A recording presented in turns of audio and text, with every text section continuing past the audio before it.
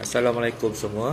Okey, baru-baru ni aku berkesempatan lah melawat satu muzium yang orang kata mempunyai sejarahnya yang tersendiri. Negara kita ni penuh dengan sejarah lah. Okey, secara generalnya penaklukan Jepun ke atas tanah Melayu.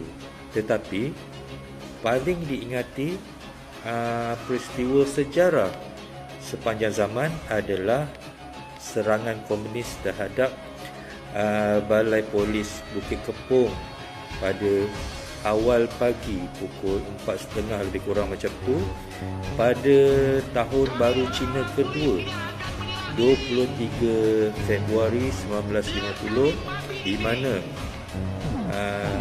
pasukan Parti Komunis Melayu ataupun PKM menyerang Balai Polis Bukit Kepong tanggal 23 Februari 1950 lebih kurang pukul 4.30 pagi. Okey, serangan tersebut membawa sehingga ke pagi seramai 180 anggota komunis menyerang Balai Polis Bukit Kepong.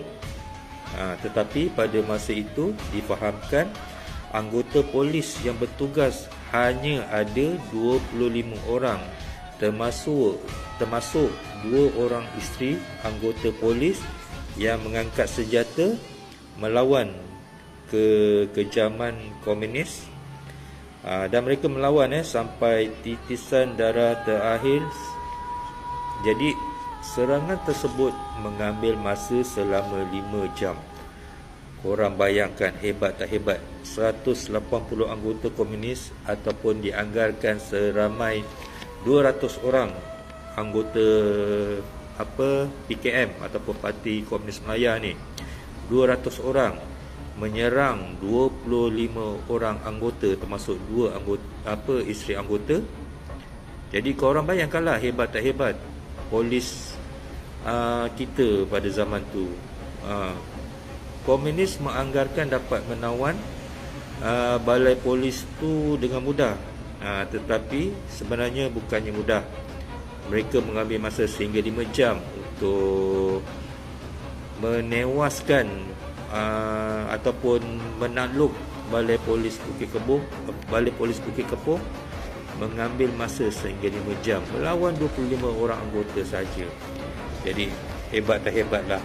Kita patut hargai jasa-jasa perwira-perwira kita yang mempertahankan tanah air.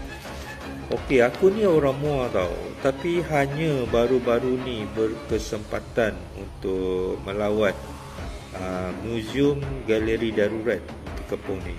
Apabila aku masuk memang meremang bulu roma aku. Seakan-akan merentas masa balik tau apabila korang masuk ke dalam Muzium Galeri ni. Jadi aku masuk memang agak meremang, tetapi dalam masa yang sama hiba, sayu dan sedih lah, mengenangkan anggota polis yang terdahulu memperjuangkan tanah air, mempertahankan tanah air. Jadi keamanan yang kita dapat pada hari ini bukannya mudah. Keamanan tu kita dapat dengan bayaran yang mahal, membayar dengan darah, membayar dengan nyawa. Jadi yang lebih sayu, terdapat nama ahli keluarga aku sendiri, iaitu arwah maklum aku. Sama-sama kita sedekahkan Fatihah untuk arwah maklum aku, Pon binti Khalid.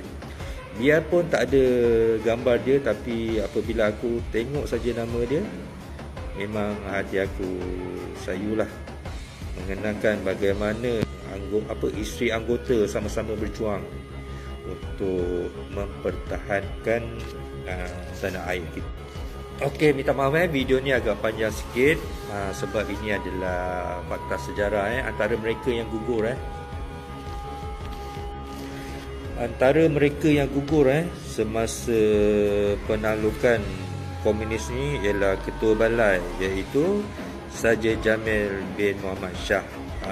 Jadi sebenarnya ada di kalangan keluarga anggota polis sendiri yang telah ditawan oleh komunis minta Sarjan Jamil Mat Shah ni untuk menyerah diri, tetapi Sarjan Jamil dia enggan bersama anggota-anggota polis yang lain. Jadi apabila enggan, isteri anggota dan juga anak ni dibunuh. Dan sewaktu balai polis tu dibakar, difahamkan ada antara mayat-mayat anggota dan juga ahli keluarga, budak-budak kecil dicampakkan ke dalam api yang sedang marak. Ya Allah, ya Tuhanku, sedih kan? Memang zalim komunis ni. Apa yang dipaparkan di dalam filem tu sebenarnya tidak berapa, orang kata, memberi kesan sangat. Tetapi kejadian sebenar tu lebih menyayat hatilah. Kerana parti komunis ni tanpa rasa belas kasihan, mereka mencampakkan mayat-mayat anggota yang dah mati pun dicampakkan ke dalam api. Ada juga yang dicampakkan hidup-hidup. Ya Allah, ya Tuhanku, kan? Memang sedih lah. Jadi antara mereka yang terkorban ialah Sarjan Jasin, sewaktu itu adalah ketua bodi balai. Sarjan Jamil menggantikan Sarjan Jasin masa tu, Sarjan Jamil Mat Shah. Selain daripada itu, mereka yang turut berjuang adalah Sarjan Abu Bakar Daud, Jidin Omar dan Yusof Rono. Jadi ada antara mereka yang juga jadi mata-mata komunis lah. Okey, yang jadi mata-mata komunis pada masa itu adalah ini daripada fakta kita tak tahu betul atau tidak, iaitu Mat Indra. Dia ni pun juga sebenarnya adalah bekas polis juga, tapi dia menjadi mata-mata komunis atas sebab apa pun tak tahulah. Jadi itu antara sejarah Bukit Kepong.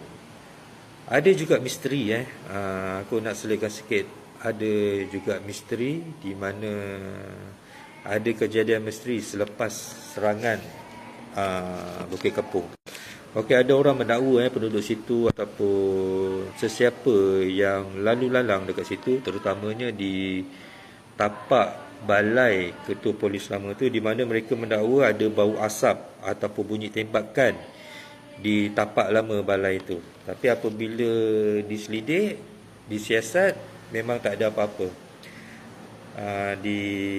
di situlah.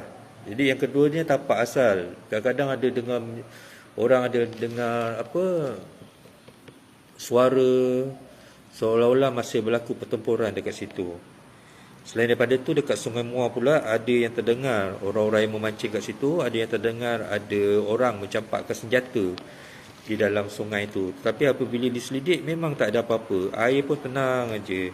Jadi difahamkan mereka, maksudnya roh-roh arwah ni, mereka sebenarnya masih mempertahankan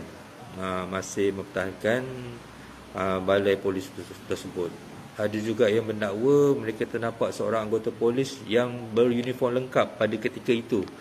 Beruniform lengkap polis pada zaman British dulu. Ada yang ternampak mereka menjaga balai polis tu sambil memegang senapang, seolah-olah masih berlaku pertempuran.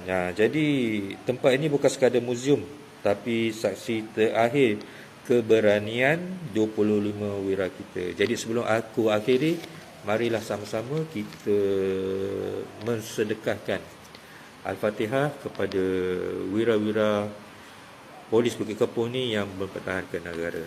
Al-Fatihah. A'udzubillahi minasyaitanirrajim. Bismillahirrahmanirrahim.